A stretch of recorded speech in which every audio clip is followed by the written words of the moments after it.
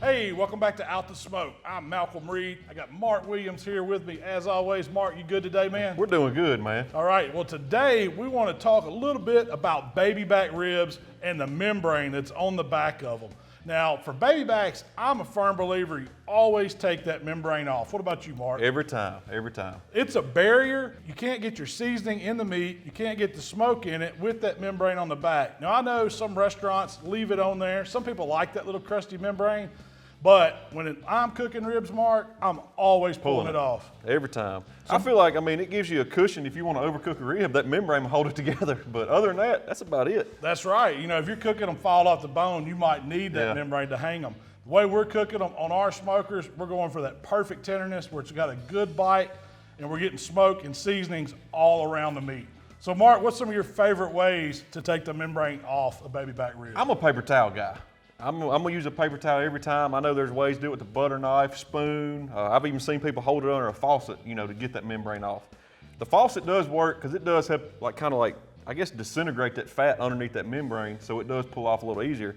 But I'm pulling a paper towel out, I grab it in the middle between two bones, one pull and you're done. There's nothing to it, really. I've seen people, use the catfish skinners or a pair of pliers or something like that to grab it. But really, all you have to do is raise it up, grab it a little bit, and pull it off. That's it. It's that simple. So don't get hung up on struggling to get membranes off ribs. I want to show you how I do it. It's super simple. So with baby back ribs, they have two sides. They have the chine side, and they have the side where they were connected to the whole spare rib. It doesn't really matter which side you start on. You just want to get that membrane off. And you can grab a piece of paper towel, kind of lift it up a little bit, and once you get it started, just work your finger under it. If it tears on you like mine did, that's okay. We'll pull it up on one side and then skin it all the way down. And that membrane is what you don't want to eat. Who would want to eat that skin, all that fat on it? Mark, I don't want to eat that. I don't want no part of it. I want to get down to the meat. Now, we've got something we can season. We've got something we can get some smoke in.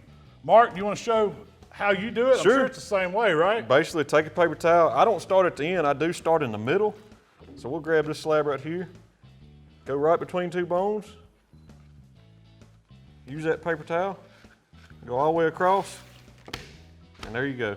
That easy, every time. That's easy. It's nothing to it. So Mark, you're gonna trim these up kind of competition style, or how you'd want to cook them at home, right? We already have the membrane off. I'm gonna take these first two bones off, because that's a good eating bone, but they're not big as nothing. They're not gonna cook even. That's my whole reason for wanting to take them off, especially in contests. We wanna get that slab down to where it's uniform. Where they tail off, you're not gonna put that in a blind box. We're not gonna feed it to a judge, so we take it off. Now, if you're eating them at home, you don't have to do that. So once we get that off, you can count 10 bones or kind of look at this end and see where it kind of tapers off, what looks like a good eating rib that'll present well. I'm gonna go about right here and just cut that off, kind of square it up best you can. Flip it over. Now this is a pretty good looking slab. It has a little bit of fat right here. We still have some of that loin muscle there. All we're gonna do is shave a little bit of this fat off just to build some more bark. That rub's not gonna stick and it's not gonna build good bark on that fat. It's the only reason I'm taking it off. And you don't wanna bite into a piece of fat that won't render. Some of that fat there is not the kind that'll render because it's got a lot of connective tissue in it. It's kind of like the skin that was on the back in some places. So that's one reason why it's really great to go ahead, take the extra time and just run a knife over them, get them cleaned up. That's a good rib ready to go. So Mark, I know you're fast at pulling baby back ribs. I want to challenge you today to see if you can pull 2 of these racks of baby back ribs faster than I can. Now, I'm normally a low and slow guy, so I'm not speedy when it comes to it. Don't make excuses yet. But I get the job done, so if you beat me, I'm not going to be surprised. All right, you ready? On your mark, get set, go. Oh, you done beat me. Oh, he's coming from behind. Coming from behind. Hold on. Oh, you got me, but I'm right behind you. Hey, you hit me with your membrane. Get that off. That doesn't matter. But it just shows you that it doesn't take long at all to peel the membrane off baby back ribs. Take that extra time, get that barrier off there. So whether you're using a paper towel, the back of a spoon, or a good old pair of catfish pliers, pull that membrane off there, you'll have some better eating ribs.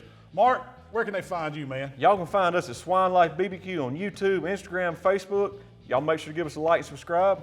We enjoyed it. Hey, thanks for hanging out with us here at OutTheSmoke. If y'all want to find me, y'all know I'm over at HowtoBBQRight, all social channels. We'll see y'all next time.